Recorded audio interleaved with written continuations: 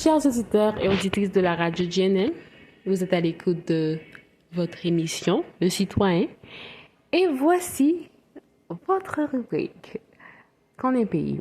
Vous êtes avec votre présentatrice du jour, Pierre-Richel Marly, qui va vous parler d'une ville de notre chère patrie. Cette ville a été élevée au rang de commune en 1876 sous le gouvernement de Pierre Boiron-Canal entre 1876 et 1879.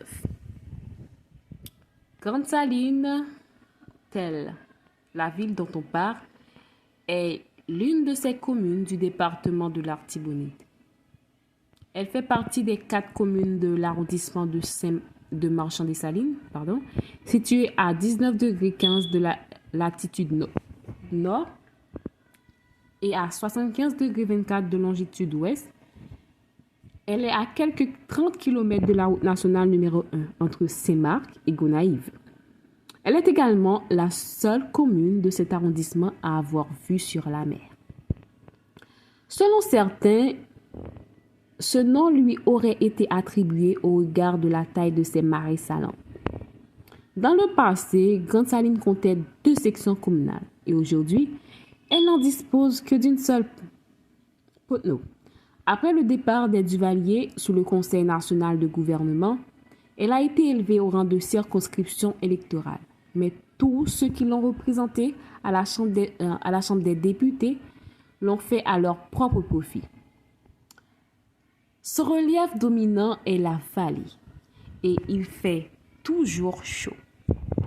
En 2023, la population de Grande-Saline était estimée à près de 15 000 habitants pour une superficie de 52,8 km². Ces habitants sont connus sous le nom de Grande-Saliniens. Dans le domaine de l'éducation, à côté des écoles maternelles, Grande-Saline dispose d'une école primaire publique et d'un collège secondaire privé, Mahanaïm. Certains parents émettent le vœu de voir s'implanter dans la commune une école professionnelle, un lycée public.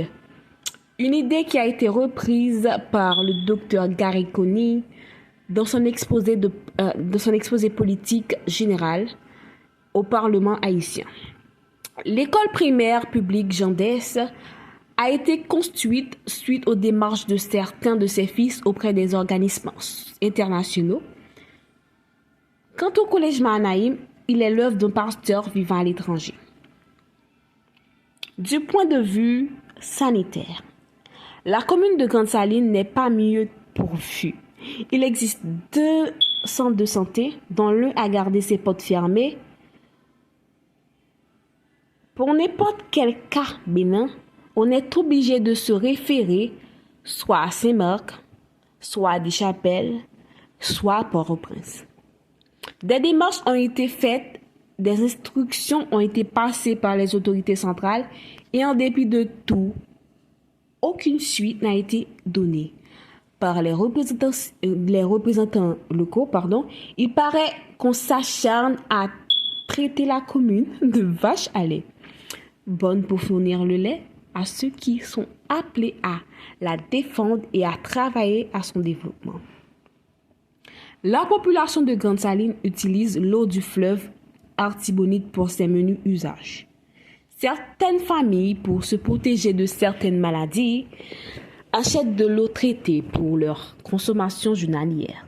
Dans le passé, le système de désalinisation de l'eau de mer mis en place par Oxfam Québec permettait aux habitants de la commune de s'approvisionner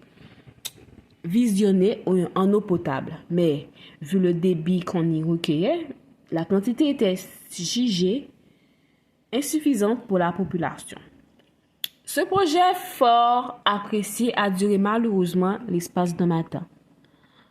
En octobre 2010, à la suite de la propagation du choléra qui continue de faire de nombreuses victimes à travers le pays, des promesses ont été faites par la Direction nationale de l'eau potable et de l'assainissement. Des visites guidées ont eu lieu, comme toujours, ce furent des vœux pieux. Victimes d'inondations fort souvent voulues et décidées par les responsables pour mieux faire leur beurre, des aides ont été envoyées au nom de la population. Malheureusement, elles n'ont jamais atteint les personnes touchées. Elles ont été détournées, comme toujours. Domaine d'infrastructure et communication. 2 voies permettent d'accéder à la commune de Grande-Saline. La voie terrestre et la voie maritime. La voie terrestre, à quelques kilomètres de Pont-Sondé, plus particulièrement à Villers, Carrefour Boudette, une route de 30 km perpendiculaire à la route nationale numéro 1 donne l'accès à la commune. En saison pluvieuse, ces 30 km en terre battue se révèlent un véritable calvaire pour automobilistes et piétons. Comme toujours, ces démarches ont été entreprises, de l'argent a été décaissé en vue de rendre ces 30 km de route praticables en toute saison, mais hélas, rien n'a été fait. Cet argent, dit-on, est allé grossir les comptes en banque de ceux qui la représentent. L'ULCC, sous l'instigation d'un de ses membres de l'administration communale, avait fait un audit. Aucun résultat n'a été publié en dépit de tout ce qu'on sait. On se demande si la complicité ne s'érige pas en or. Il est plus que temps pour les responsables de rendre compte de leur gestion. À quand l'état de droit auquel tout un chacun aspire? Et pour la voie maritime, des canaux à moteur partis de Saint-Marc arrivent à Grande-Saline en passant par l'embouchure qui malheureusement est ensablée. Des accidents regrettables ont eu lieu et des pertes de vie humaines ont été enregistrées. Ce voyage dure plus d'1 heure. Dans un passé récent, les télécommunications d'Haïti, nous connaissons tous Téléco, avaient placé un centre d'appel à Grande-Saline. Ce centre alimenté en énergie électrique grâce à des panneaux solaires permettait aux familles de rester en contact avec leurs proches se trouvant sur le territoire national ou à l'étranger. Les actions de vandales l'avaient rendu inopérant. Aujourd'hui, avec la Natcom, ci-devant Télécom et la Digicel, qui ont implanté leur antenne à Grande-Saline, les ressortissants de la commune entendent bénéficier des avantages offerts à partir des ondes hertziennes et rester en contact avec leurs proches. Parlons tout de même des ressources de Grande-Saline. Grande-Saline dispose d'une belle plage naturelle de sable fin.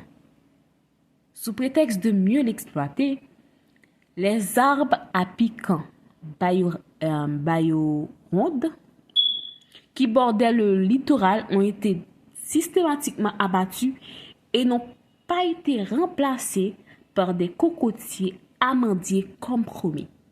À la moindre dépression tropicale ou raz de marée, les eaux ont tendance à monter et à inonder le bourg. Si des mesures urgentes ne sont pas prises, le bourg et ses habitants risquent de disparaître sous les eaux, comme ce fut le cas dans les rues et les 2 forts qui faisaient face à la mer. Elle dispose aussi d'une embouchure, malheureusement ensablée, et d'un hôtel, le château. Selon certaines sources, le sous-sol de Grande-Saline serait riche en pétrole. Les habitants de la commune vivent de l'agriculture, de la pêche, de l'exploitation du sel marin. L'agriculture et la pêche sont pratiquées avec méthode traditionnelle. Roues, serpettes, machettes, seines, éperviers, hameçons. Quant au sel marin, le meilleur de toute la zone, il est la denrée sur laquelle repose toute l'économie de la commune. Il est fort mal exploité. Dans le passé, pour recevoir de l'argent de ses proches vivant à l'étranger, le bénéficiaire, en plus des frais de voyage aller-retour, s'exposait à de multiples risques, vols, enlèvements, assassinats. De nos jours, avec la Unitransfert qui a implanté un bureau à Grande Saline, les habitants de la commune peuvent recevoir en toute quiétude le montant qui leur est envoyé.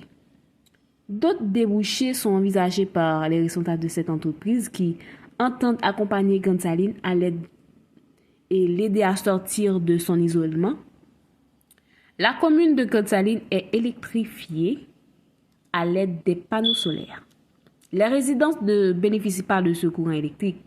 Il serait souhaitable à l'avenir de voir exploiter le vent, l'énergie éolienne, pour une meilleure alimentation en énergie électrique de toute la commune. Avec la construction de l'usine électrique de 30 MW du Venezuela, on s'attendait à bénéficier de quelques kilowatts. Le sénateur Yuri Latortue, en 2007, avait offert à la population une génératrice de 75 kW et ne l'a jamais reçue en raison, dit-on, de l'impraticabilité de la route. Qu'en est-il aujourd'hui de cette génératrice? Les projets faits pour Grande Saline. Des Grandes Saliniens vivant à l'extérieur réunis au sein d'une association humanitaire et apolitique dénommée GRASALAC, Grandes Saliniens en activité, envisage d'entreprendre de multiples actions au bénéfice de la population. Ils entendent participer pleinement au développement de toute la commune. Tenant compte du gaspillage des ressources financières allouées à cette commune et de l'absence de résultats, ils demeurent sceptiques et ne souhaitant pas que leur argent soit dilapidé ou aille grossir les comptes en banque des particuliers. Parmi ces projets, citons l'achèvement de la place publique, construction de complexes administratifs devant loger la mairie et les autres services publics locaux, indignement du fleuve Artibonite, plantation d'arbres pour protéger les berges du fleuve et du littoral, construction de terrains de jeu, fonds de soutien pour aider les jeunes en difficulté. Bien que côtière, Grande Saline, seule commune de l'arrondissement à avoir vue sur la mer et pratiquant le cabotage. Grande Saline n'a pas de port, ni de représentation du Semana. Autrefois, elle servait de lieu d'embarquement du bois de Campêche, des vestiges, des bateaux à vapeur affectés au transport, affectés au transport de cette marchandise vers le marché international peuvent être remarqués à l'embouchure et sur les berges du fleuve de l'Artibonite à Grande Saline. La commune de Grande Saline fête son saint patron, André l'Apôtre, le 30 novembre. Les Grandes Saliniens de l'intérieur comme ceux de l'extérieur qui se donnent rendez-vous à cette date sont perplexes et se demandent si la fête sera fêtée cette année encore en raison de l'état déplorable de la route. N'a-t-il pas lieu pour tout un chacun de se demander à quoi ont servi les millions de gouttes décaissés par l'État central au profit de la commune de Grande Saline? Quand aura-t-on des autorités conscientes et responsables de leurs devoirs? Une commune doit-elle dépendre d'un quartier ou de sa section communale?